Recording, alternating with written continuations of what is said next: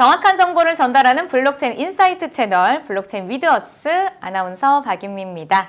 자, 오늘도 저와 함께 블록체인어스 편집주간이자 스타즈그룹 부사장님이신 김상우 이사님 모시고 이야기 나눠보도록 하겠습니다. 안녕하세요, 이사님. 네, 안녕하세요. 네, 비트코인 가격이 5월 이후 처음으로 5만 7천 달러를 넘겼습니다. 지난달 말 4만 달러까지 떨어졌던 비트코인이 이달 들어서만 30% 이상 오른 건데요. 국내 가상자산거래소 업비트와 빗썸에서도 7,100만 원 안팎의 거래되다가 현재는 6,813만 원대 거래되고 있습니다. 정말 이 상승 여파가 매서운데요. 네, 그렇습니다. 업계에서는 비트코인이 다시금 전고점 돌파를 노리고 있는 게 아닌가 전망하고 있는데요. 네. 이러한 상승세는 SEC가 이달 말까지 4개의 비트코인 ETF를 승인할 수 있다는 기대감과 더불어 인플레이션 해지 수단으로 금 대신 비트코인이 부각되고 있기 때문으로 풀이되고 있습니다.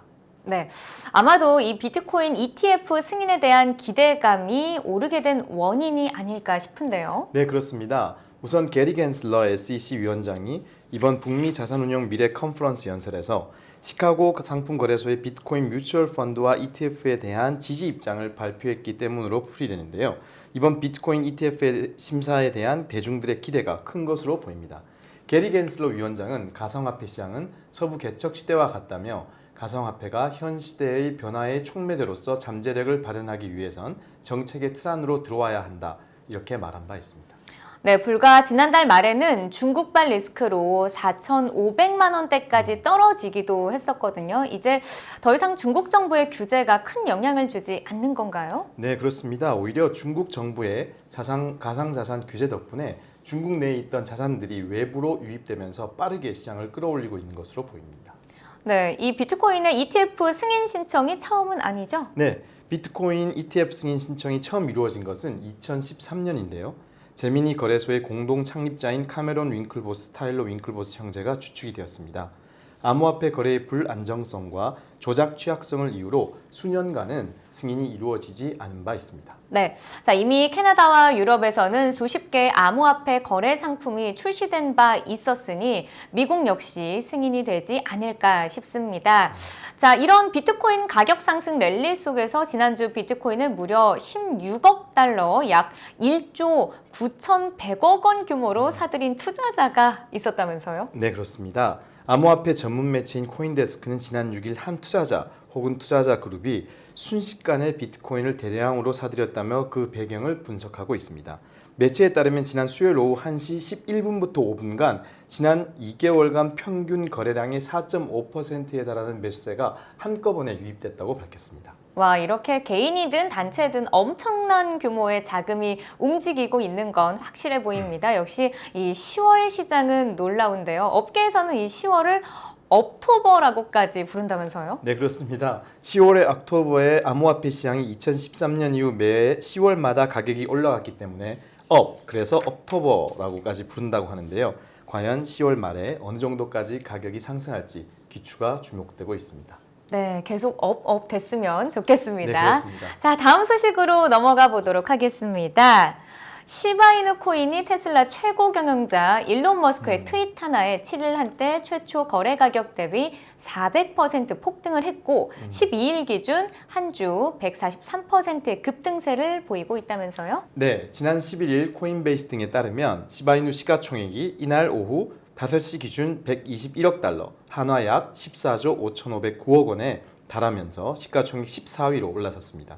시바견을 의미하는 시바이누는 지난해 도치코인을 모방한 블록체인 기반 암호화폐로 발행량이 1,000조 개에 달하는 것으로 전해졌는데요. 지난해 최초 가격이 0.000007달러로 거래를 시작했던 시바이누는 지난 7일 최고치인 0.000035달러를 기록하며 400% 이상의 폭등세를 보였습니다. 네, 이렇게 시바이누의 일부 투자자들 사이에서는 시바이누를 도지코인 킬러라고 부르며 도지코인을 뛰어넘겠다는 목표를 내세웠다면서요? 네, 그렇습니다. 미국 청원 사이트 체인지에서는 미국 온라인 증권사 로빈후드의 암호화폐 거래 종목에 시바이누를 추가해달라는 청원 글까지 올라왔다고 합니다. 이들은 애플, 페이플, 맥도날드에서도 시바이누를 결제 수단으로 허용해달라는 서명운동도 벌였습니다. 네. 이 서브프라임 모기지 사태를 예견한 영화 빅쇼트의 실제 주인공 마이클 버리는 지난주 이 급등세를 나타낸 시바이누의 공급량을 두고 좀 무의미하다라고 평가했다면서요? 네, 그렇습니다. 자산운용사 사이언 에셋 매니지먼트의 창업자인 마이클 버리는 시바이누의 공급량을 두고 무의미하다고 평가하면서 트위터를 통해 시바이누 토큰에 대해 공급량이 제한적으로 희소하도록 설계된 비트코인과는 달리 시바이누의 공급량은 1000조 개라고 설명된 바이낸스의 설명을 공유했다고 합니다. 네, 아마 그 정도의 양이 많다면 가치가 떨어질 수밖에 없을 것 같은데요. 이 시바이누 측의 반응은 어떤가요? 네, 시바이누 측 홈페이지에서도 발행량 1000조 개로 시작해 창업자가 50%를 잠갔고 일부는 이더리움 창업자인 비탈릭 부텔린에게 보내서 수락했다 이렇게 전했습니다. 네. 자, 다음 소식입니다. 후오비 공동 창업자인 두 쥔이 중국 철수 사실에 대해서 맞다고 인정했다면서요? 네, 중국 매체 제멘에 따르면 두진 후오비 공동 창업자가 최근 주자회의 최고 운영 책임자 사임 소식 및 리린 공동 창업자의 중국 철수 발언에 대해 사실이라고 공식 확인했습니다.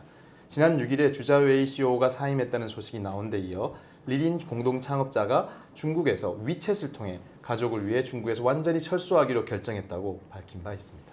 네, 이렇게 후오비는 중국을 기반으로 한 중국의 최상위 암호화폐 거래소인데요. 역시 이 정부의 규제 때문이죠. 네, 그렇습니다. 규제가 많은 중국 당국으로부터 벗어나 해외 시장 확장에 집중할 것이라는 추측이 유력해 보입니다. 후오비는 전 세계 1천만 명 이상의 사용자가 있고 동남아, 유럽, 중동은 그 외에도 중국 이외의 주요 시장으로 이미 평가를 받고 있습니다. 최근 몇 달 사이에 후오비 측에서는 매체를 통해 터키와 브라질에서 신규 인력 채용을 이미 시작했다고 발표했는데요. 올해 목표로는 전 세계적으로 3,000명의 직원을 확보하는 것이다. 이렇게 발표했습니다. 네.